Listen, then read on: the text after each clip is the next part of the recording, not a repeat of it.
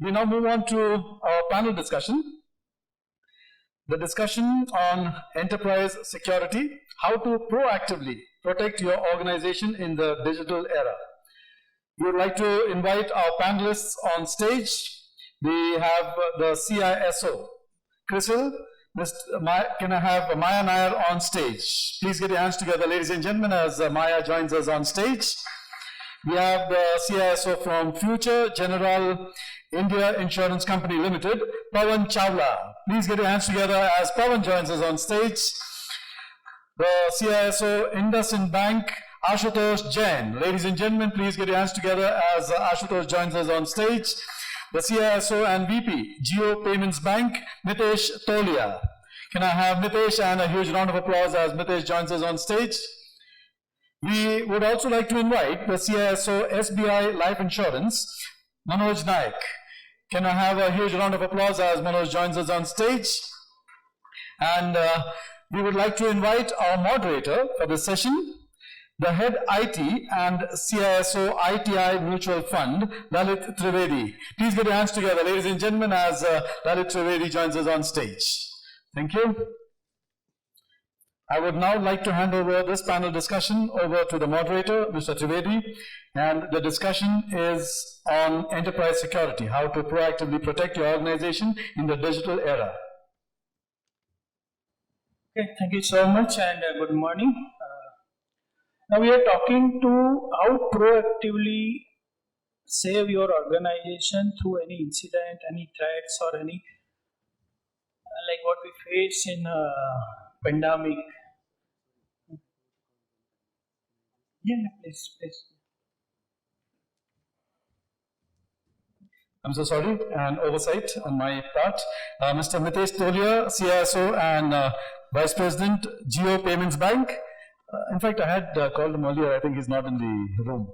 So we'll try and locate him and, yeah, he's come. Mr. Tolia, can you please join us on stage?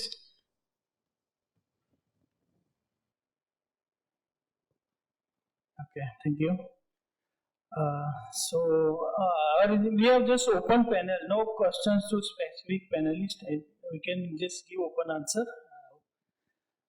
So first is what strategical and technical decision you have taken to save your organization in digital era, and whenever you talk about proactively, does it sound some AI to you, like AI? Thank you. Hi, I'm Mitesh from Jio Payments Bank. So one of the current hot topics that we have today is around ransomware. If I were to take a use case and then try to answer that question. So while information security and data privacy have been two sides of the coin that we have to take care of, what we have tried to look at is how we are better prepared in terms of getting our house in order. So I think we are seeing a lot of services here, but at the end of the day, if we can take care of our basics of getting the assets right, getting the compliances done, patching done, a huge portion of our challenges are taken care of. Having said that, then if we can ensure that our playbooks are taken care of, and we keep slogging in during peacetime, so that in case of any challenge, we are better prepared for event. So that you would see always happen. Recently, the certain circular which has come in has spelled out quite a few things. Fortunately, we observe that quite a few of those requirements are already implemented because we have been driving playbooks within the organization for various scenarios. So that takes care of you identifying where your data is, being able to have processes and people to be available. Like as a basic, any organization has got a fire drill. Alarm rings, people know they have to go towards the fire exit and not the elevator. Similarly for cyber and for ransomware, if we have got some drills defined and trained to our team, then we are, I think, better able to respond. That's basically what we look at.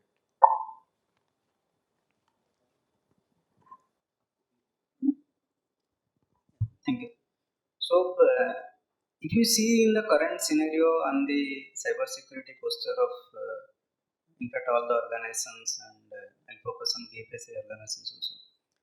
Yeah, before that I like to give a disclaimer. All views are my personal views. It does not pertain to my organizations. Probably all my panelists also will agree. So we have seen lots of cybersecurity incidents, data breaches, and that gives all the use cases what we need to implement, where we need to give focus, and also the most famous framework is the NIST framework, where it talks about the identify, protect, detect. So we need to identify what we want to protect from the cybersecurity threats, and then accordingly we need to identify. After identification, then we need to protect. Then we should have the detection mechanisms. Then later on, probably or in parallel, we can have the methodologies for response and recovery. So most of the organizations has the DR, and we need to add a little bit of more technology or more processes. So in case of a cyber incident, how quickly we need to identify, detect the incident, and recover from the incidents. And while we identify the assets that what we want to protect and where our organization's critical assets are there, where our customer informations are residing, which applications are processing the customer informations. So there the identification part plays a most important role. So once we identify, then we go on protecting those assets by implementing various security technologies.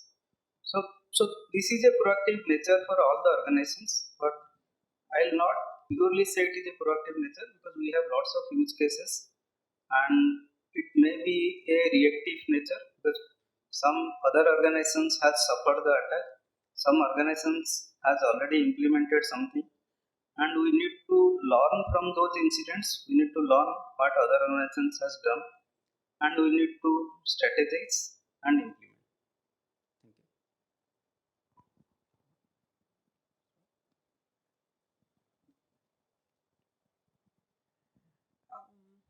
When it comes to proactiveness, I think we should give credit to the hackers, the bad guys, because we are most of the time in the catching up game. So somewhere we can claim that we are a little proactive here and there, but in most cases it's like a catch up game, and as we just heard, it's mostly somebody has suffered. Maybe our organization might not have suffered, or maybe our country might not have suffered, but somebody has suffered, and then we realize that this we have to do. No harm in doing it because there is so much that we can do. Our main expertise lies in protecting, but not perhaps in exploiting things. See, all said and done, if we keep our basics right, if our basic hygiene in place, then most organizations don't have to worry much. Organizations fall prey most of the times not because they don't have any ML based proactive detection systems and stuff like that, but because they falter on basics like patching or basic anti-malware updates. They don't care for basic monitoring. So I think in most cases the basic hygiene, but 100% hygiene. That's required. For that, we need to know the landscape. Don't miss out even a single element on the network. I would say it's more like the pulse polio program. Even if one child is left out, we are still not eradicated polio. So that way, we need to understand the landscape. For that, we need a very good asset inventory, and we need to know who's accessing from where, which kind of assets are being accessed on the network, and protect each one of them. We can start with the basics. I would say that itself is good enough, even if we are not much proactive. I'll wear a critic hat here and question the agenda of this panel discussion itself, which is on the proactiveness proactiveness in enterprise security. So where is proactiveness?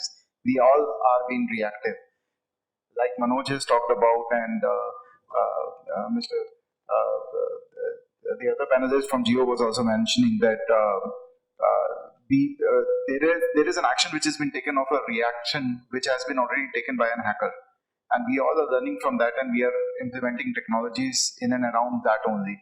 Today we look at next generation antivirus, next generation firewall, next generation zero trust security, various next generation norms which have been used by various vendors, and we keep on implementing those technologies and thinking that our organization is secure. But is it really secure?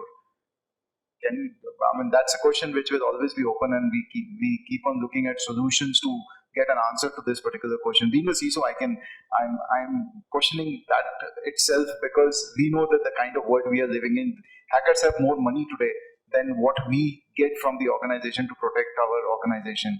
And the way, at a speed in which we implement technology, it itself goes in a way that it takes ages for us to implement a solution. By the time there is a new threat which is already available to hit us, and then we start finding a new solution to protect that out. So yes, I agree with Maya what she mentioned on certain aspect, where we need to have our basics right. So every hack starts from a human mistake, or requires a human touch.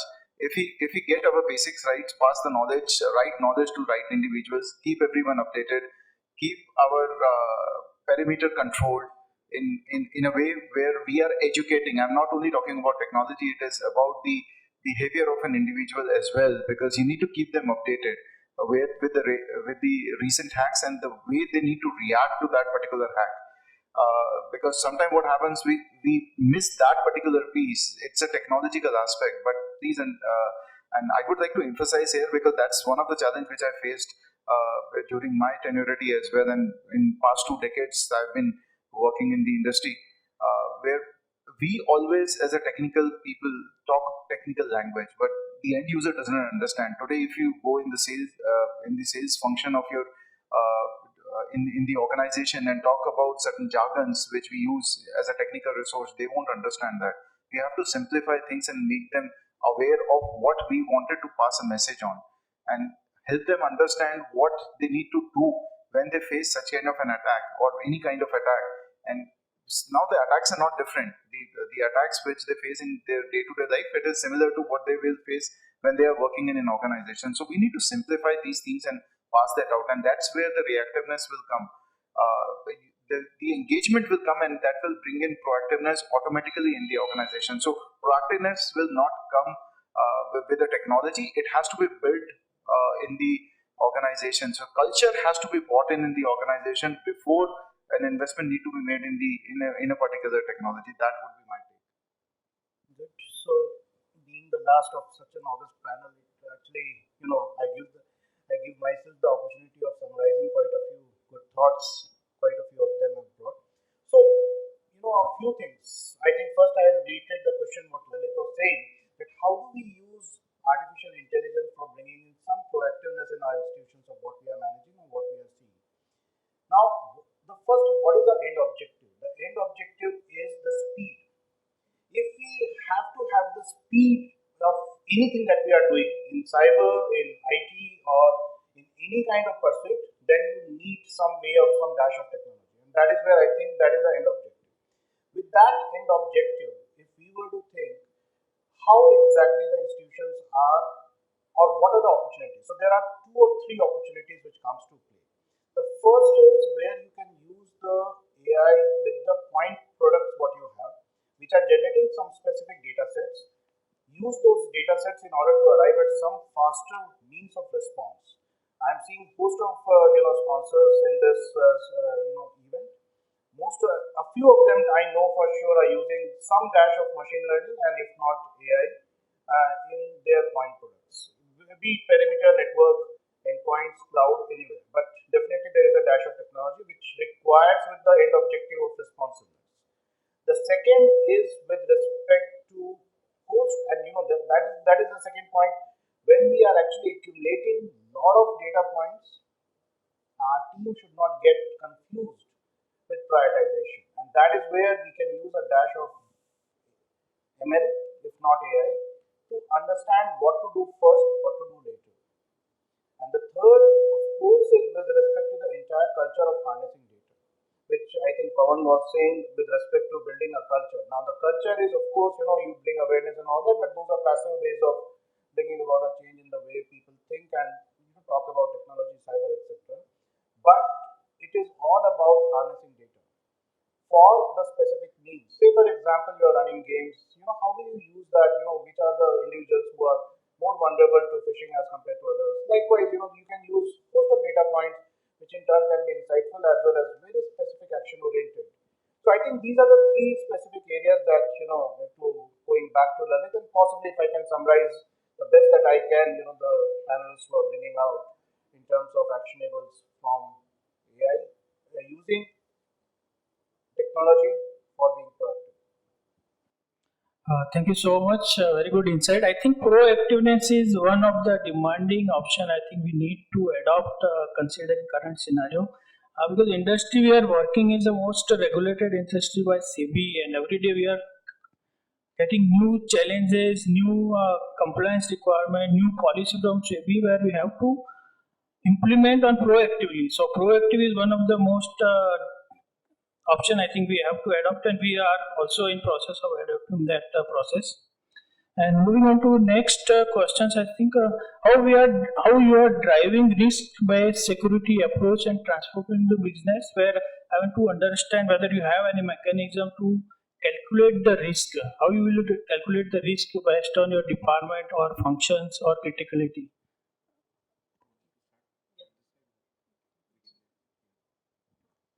Calculating risk is highly subjective. You want to degrade a particular department, you can actually put the weights in such a unfavorable fashion, or you can do it like that.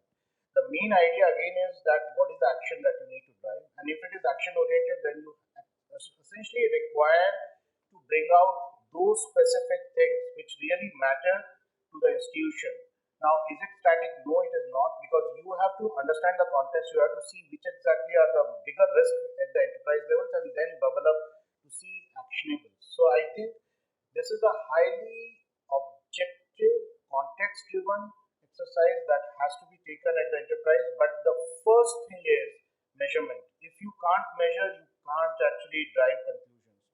Measurement is a very, very difficult thing. Trust me, in large institutions it even becomes more complicated. Measurement involves that you collect the telemetry, you start harnessing at least the basics of the 80-20 Pareto rules and most of the basic statistical techniques, and then comes some kind of ML. So this is the journey. First collect, then start putting some basics, and then start using some statistical techniques. I would like to add here. I completely agree with Ashutosh ji, like he mentioned, that it completely depends on the organization to organization and their culture in it. By the name of it, if you like to go with risk management, you can adopt either ISO 31000 or you can do NIST risk management framework as well. There are bits and pieces of both, because being a security professional, I have used both risk frameworks, realized that there are certain challenges with NIST within the organization, so we move back to 31000. But yes, identifying your crouches is most important thing. Identifying what you need to protect, what you need to take care, what you need to safeguard within the organization. Calculate risk basis every business aspect from technological perspective, and then analyzing and implementing and putting controls is the key to it. That should be followed.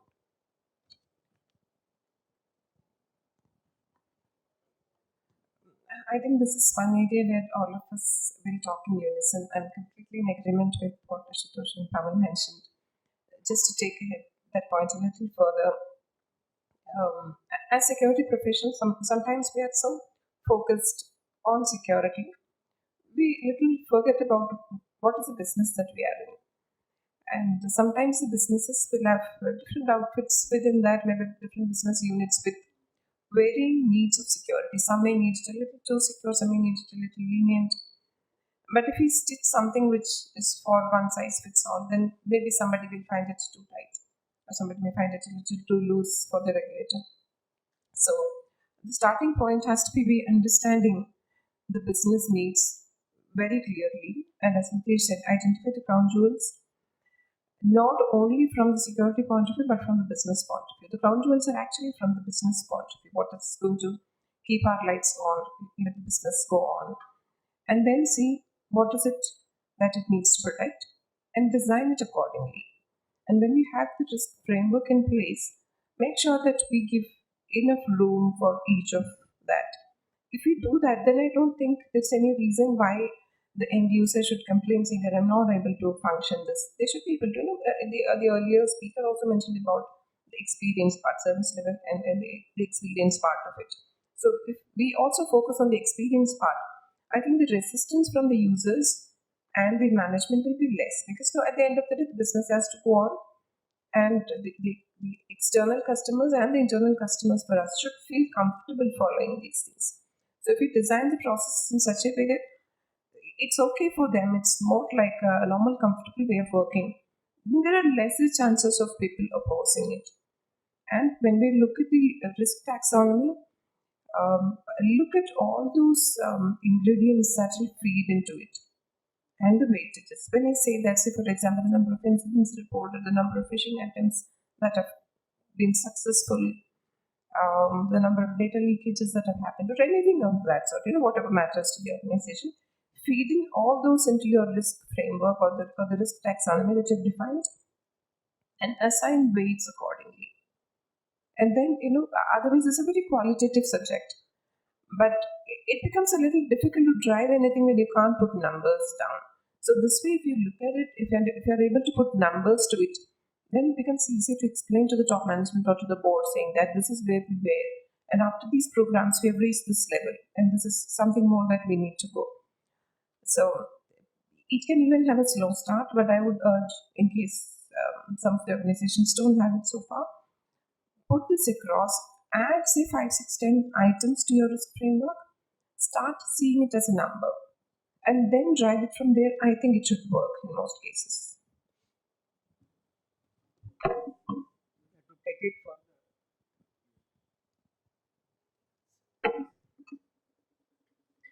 just to take the discussion further, we need to reimagine the future with a risk-based approach for the cyber security, like other approaches. And if we see what started in fact 2 years back when the COVID strikes and the vaccination program was started. So the vaccination program was not started for everyone. There also the government has taken a risk-based approach. The old people were getting affected, so the vaccination program was started for them. Then they have come to the middle-aged people. Then they have come to the young age and teenagers. In the same manner, also the cybersecurity approach should be run inside the organizations. And Pawan has said we have very good frameworks, ISO 31000, and based on ISO 31000 risk assessment, we have been doing the risk assessment for the ISO 27001. But how practical is it? Like Maya has told, it is very difficult to quantify a risk for a asset or for a process. Like now the ISO 27001 is focusing on the process-based risk assessment. Still, I feel the asset-based risk assessment is also very good approach. We know what is the asset, what is the critical asset, where which asset contains the crown jewels of the organizations, and combine the risk of the asset and combine it with the processes around that asset and do a risk assessment. So whether it is a qualitative or a quantitative, to start with qualitative, which is a very easy approach, any organization can start. Probably many matured organizations would have gone to the quantified risk assessment, which is a very difficult task.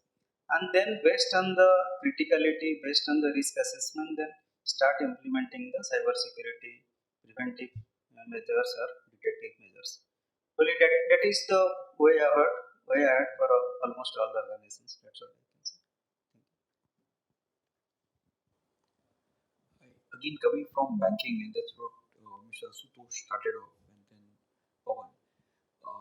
The regulators are pushing us to carry out these assessments, and fortunately now we are getting the sponsorship from the board. So rather than if, it is a matter of a when. And the good part is now they have realized it's a cost of doing business with being in business itself, because the regulators, you must be reading about it on the penalties that are being levied even for small and trivial deviations. So here I would like to add one thing: we are getting the executive sponsorship, we are able to carry out the activity, but socializing within the organization as Maya said, understanding the business domain and working with them to be an enabler is what would get our charter or agenda through. So if we can collectively get a consensus with the businesses and have an assessment carried out, they would be forthcoming in terms of getting the sharing the information and agreeing on a result that is published. So it's a two-way street. If we highlight issues and concerns, I think we can also walk the talk and ensure they are able to give a solution that is implementable. And as we mentioned, that we will have to effectively look at getting a phased approach, not that everything needs to be fixed now. Take a judicious call. Finally, whatever is the residual risk, you can transfer it, and all of us are aware of how to transfer it. But yes, we will have to address the assessment exercise and the associated risk over a period of time. It's a journey. Okay, thank you. I think risk calculation is one of the most critical requirement of the, especially in BFSI sector, where you have to calculate the risk based on your functions, data, operations, concerns, control for everything. Well, this is the regulatory requirement, and we have to calculate risk end of the day. For otherwise, your CRO will on your head and say, "I want risk calculation, risk pro, and everything." So this is the one of the thing which we need. And one of the most point I want to discuss is governance and compliance, because now every day business criticality and regulatory requirement is increase. And considering as a CISO or head of IT, you know what are the criticality and requirement, what your CRO and compliance doesn't know what are the impact and whether you can do on time or not. So how can we challenge this type of scenario in the organization? I think this is highly contextual because naturally, what kind of regulator, what kind of regulatory ask, and then what is the support that you have within the institution, all of those things matter. But again, as I said, fundamentally, if one is ready with the basic data sets, that data sets could be anywhere in the business, in IT, in digital, or in your own departments, those data sets should be ever ready. And if you are always ready, then if and when the regulator comes or any external auditor comes, then you are in a state of readiness. And I think being perpetually, ready is, I think, the best thing that one can plan and one can do. How to do that is, of course, a matter of the rigor that you put in the institution, in the processes, in the data collections, and the veracity of the data. I think all of those things matter, and once you create that environment in the institution that one has to be ready at any point in time, then I think you're good. Governance and compliance does not require an introduction because this is already been built in within the functionality of a BFSI industry. Whether it is RBI, whether it is IRDA, they have mandated a lot of compliances to be met throughout the year, which keeps it rolling. So we have to get into multiple audits. We need to get into multiple things, but there are not two aspects to look at it. Again, I'm being a critic. I love to do that, and I would like to question that quotient as well. Whereas one is the regulatory requirement which we should keep on doing and then meeting the requirement, and second is what are you doing as a proactiveness to ensure that when the regulator requirement comes, you are fulfilling all those requirements or not. And it is very important to build to give to pass. So to give, to pass, and to follow certain practices within the organization. So that's a culture which you need to build in within the organization so that people, functions, and departments which are there in the organization are ready with that kind of a data which is required by the regulator or the external auditors, like Ashutosh talked about, are ready to be provisioned, given, or validated by them to have the organization met all the governance and compliance requirements set by the regulator and the auditors. That is very important, and that has to be taken very seriously within the organization. Pass that message to each and every function within the organization, and keep the ball rolling. Keep them on the foot, and then keep monitoring that. You have to have an RCSA in place which will keep on validating that data every quarter.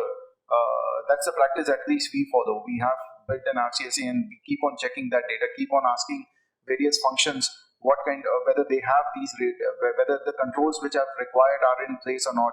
We keep on taking the certificate from them, and whenever it is required by the regulator, we keep on presenting that as well. And that's what has kept us rolling till now. And that's what I personally recommend as well for every organization to follow, to ensure that always they are ready with any kind of audit and will be able to provide any data to any kind of requirement in case they come across.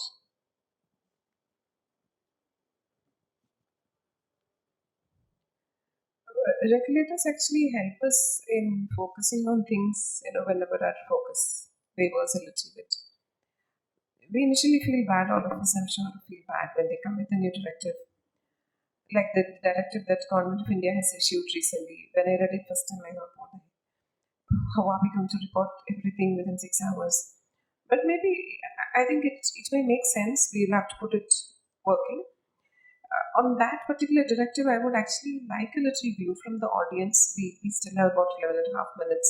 So once we are done with it, if possible, whether you guys have thought about this directive. Some of the conditions look a little difficult actually, because when they say that all logs have to be preserved for 180 days and NTP has to look only at Government of India's NTP reported within 6 hours, and many of us don't run 24/7 operations across, and we may not have the right set of people to triage it and inform to the mighty that there is an attack or an attack attempt. So that may be one point I think we can discuss in this open forum. It's very new, but I'm sure most of you have gone through the directives which came in last week.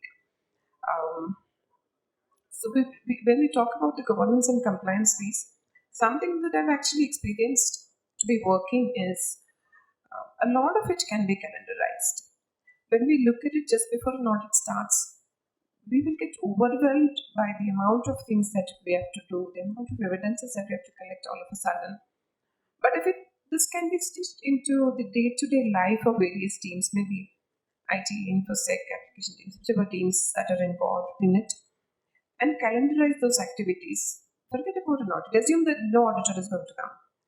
Even then, if you are doing these 10, 15, 20 things, and collect evidences, keep it in some place. If at all somebody comes, a customer or a regulator, whoever comes in and asks for it, you don't have to search for it anywhere. It's there. That makes life much simpler, because regulations are here to stay. There's no way in which we can avoid them. So rather than trying to make do with it at the last moment, make it as a habit, as part of your lives. Then you won't hate it so much. You may a little bit, but not so much.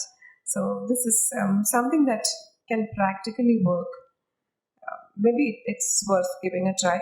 And just coming back to the point, Lalit, if you can have a little bit of view from the audience on the directive, I would really like to hear from them as well. Yeah, so in fact, no organizations will able to ignore the piece of the governance.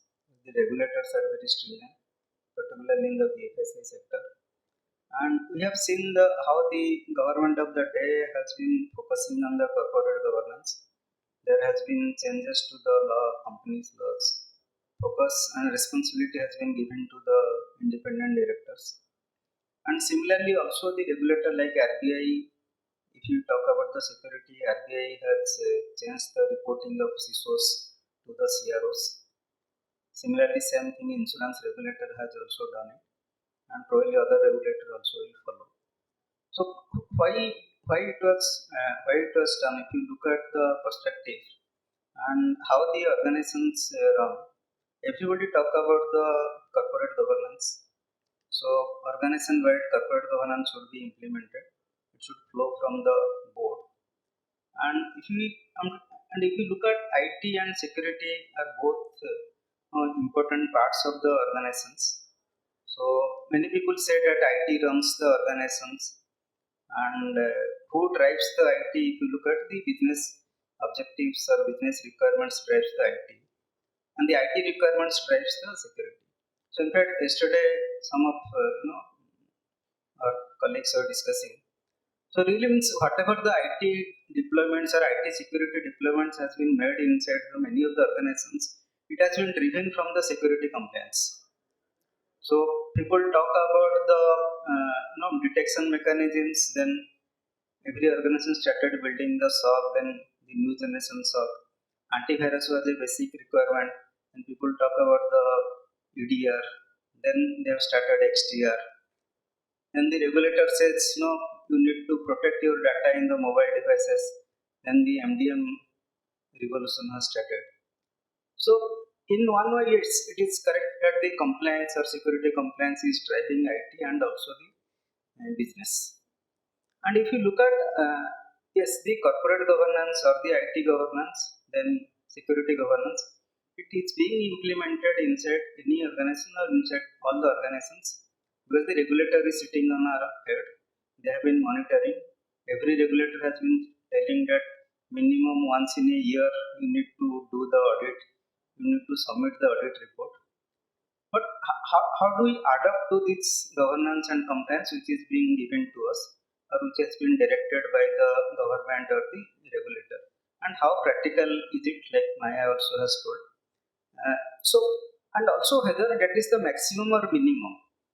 So if you look at, I'll take one aspect, like some of the regulators says that you need to conduct vulnerability assessment once in a year.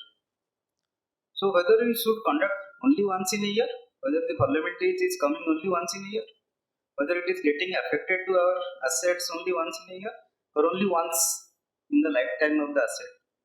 We have seen every Tuesday, second Tuesday of the month, Microsoft releases lots of patches. That means lots of vulnerabilities are coming, and to protect from those vulnerabilities, Microsoft is releasing the patches, and so on the other OEMs. So the vulnerabilities are coming on a continuous basis, and probably we need to conduct vulnerability assessment on a continuous basis also, and that depends on also our capabilities, how much money you can spend, how much we can do the investment in the processes, in the resources, and in the technologies. And probably if you want to do a continuous vulnerability assessment, or in fact once in a quarter or once in a month, then we need to build that infrastructure. And only detecting the vulnerabilities is not the sufficient, then it is the corrective actions.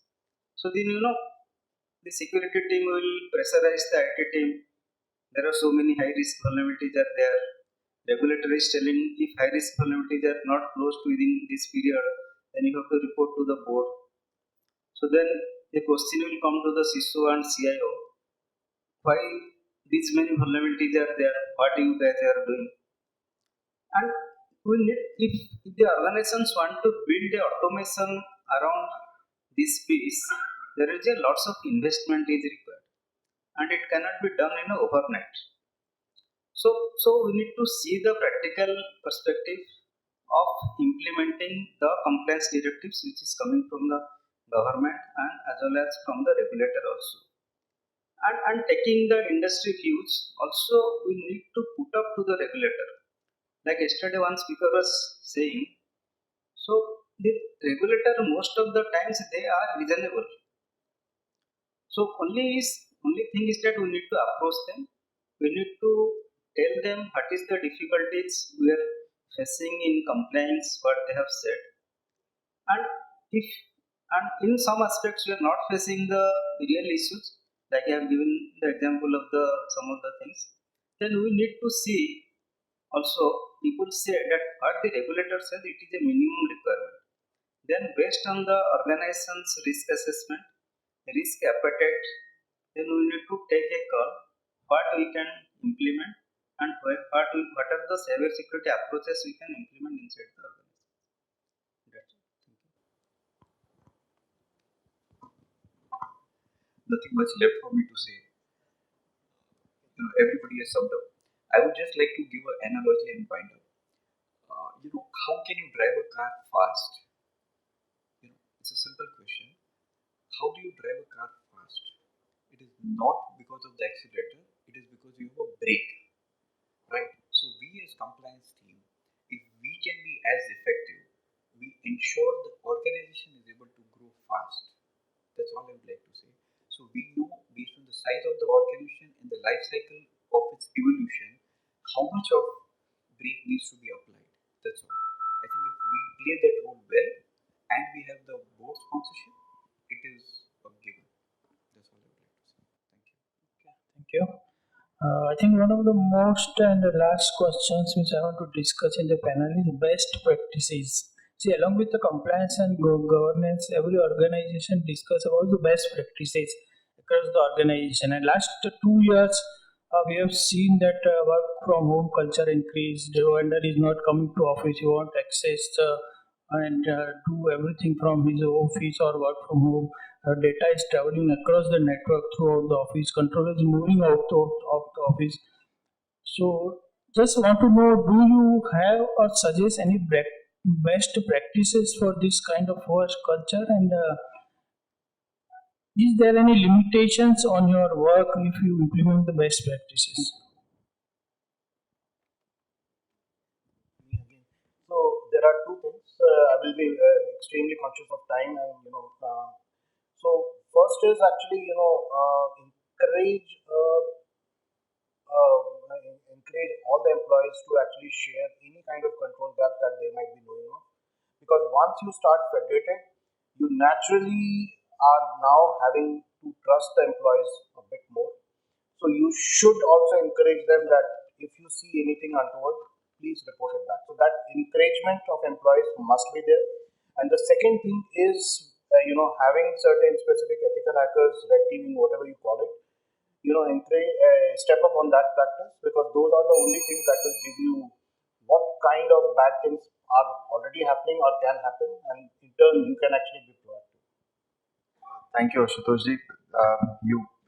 The first point is the validation of what I was saying is making the people aware and bringing in awareness in the organization is what's something which we need to definitely look at it. And being a technology professional, there are a couple of things which I would like to bring onto the table and would like that to be practiced. Is one, the things have changed in the last 2 years. There are many employees which have come in the organization, have gone out, and in some cases the information has not even come to IT because they are functional people and they have moved out. So look at your user access user database. So people who have moved out, please disable their IDs immediately. Look at the files which have been shared, review them continuously, disable the access wherever possible, remove the names of the people so that they should not be misused. Push the password reset in a very proactive way. Don't wait for the period to come. If it has been noted that there is an employee who has left the organization but the ID is still required, ensure that their password has been reset. So we have, I give you example of my organization. We have moved from 180 days to 90 and then to 45 days. Today we are at 45 days and we are further trying to reduce it to further new to a new period, which should be either 30 or less than 30 days. But again, practicality I need to be looked at.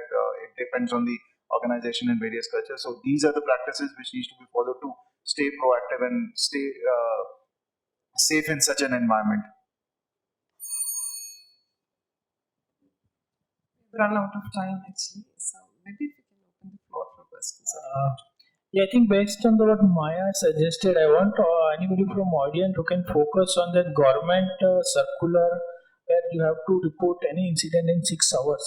So anybody can put on focus on that, or if you want to discuss something, any idea of that? No idea. If I can take the lead here, though not in the audience, but I was.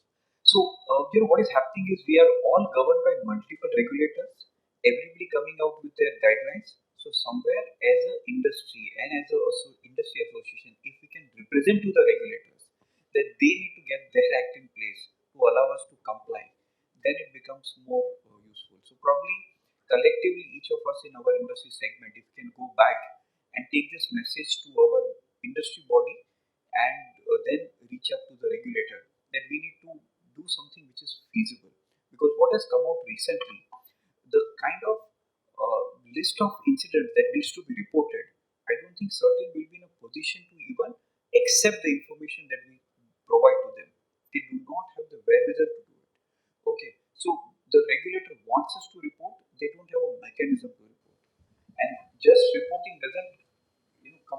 over with our responsibility or theirs. So I think if they can take the industry in confidence, work jointly on an approach, then we can work out. So that's what I would like to say on two areas. Okay, thank you so much. I think we are running out of time, and just last but not least, I want anybody from panel. What are the key lessons and takeaway from this? I think the key takeaways are that keep your guards up, and I think the only thing is actually being proactive. So if you actually look at LinkedIn, if I were to summarize, there are four kind of institutions. I've actually put a small musings in my LinkedIn. So the first is, the snails. When they don't actually move fast, they don't recognize if anybody else is breached. The second is the turtle, where they actually recognize something has gone wrong with them or with their neighbors, but they are moving very slow. So they respond slowly. The third is the dolphin, which recognizes others going down or they going down, and they respond very fast. And the fourth is the flying fish. That is the pinnacle of the cyber, where they actually are able to take the entire thing into a very different realm of things, and hence they change the entire world. There are very few flying fishes, a few actually, I would say dolphins. Most of them are actually in the turtle, and a few unfortunate snails. Yeah, let me add. Yeah. So I just have 4 words to say: stay vigilant, stay safe. That's the analogy I follow, and I recommend that you follow that as well. The crime is everywhere. So I just say in 2 words, we must follow the security by design principle and privacy by design principle. Okay, thank you so much.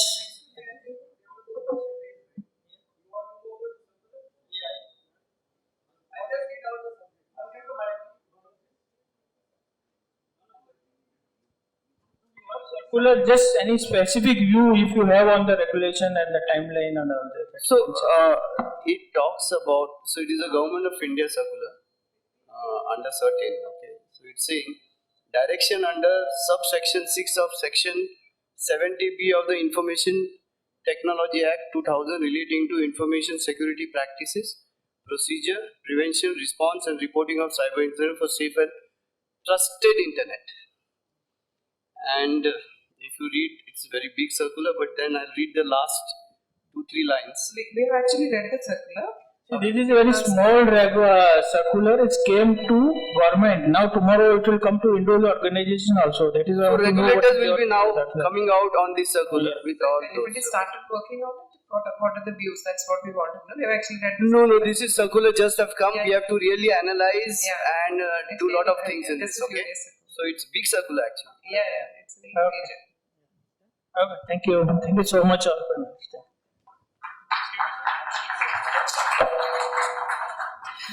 Thank you very much.